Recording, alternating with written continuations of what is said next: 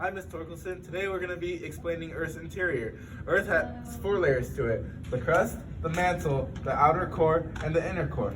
So the inner core, we're gonna start off with the inner core. The inner core is the hottest, meaning all the particles are really dense together, and its conduction deals with solids and like rocks.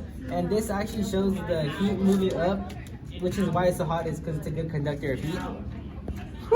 The second layer is outer core, which is made out of a non-Newtonian fluid, so it has liquid properties. So there's convection, and so what happens is the particles at the bottom, even though they're colder, they get hotter because of the conduction, and when it gets hotter, it rises. So then you have the hotter particles up here, and then you have the colder particles down here, and then the cycle will just keep repeating like that. And then it also has solid properties, so at the same time, it also conducts heat to the next layer.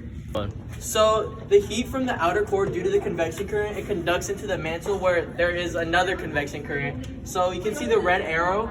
The heat is falling from the outer core into the mantle. And from the mantle, another convection current is happening where the bottom colder area, it heats up and causes it to get less dense, causing it to rise.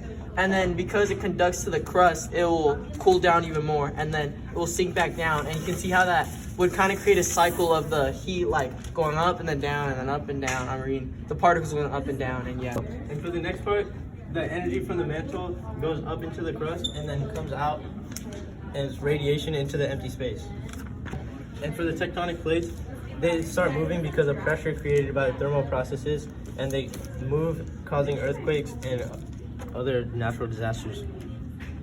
So the definition of divergence is when 2 tectonic plates, so for example, these are our 2 tectonic plates, they diverge and they create new masses and new structures.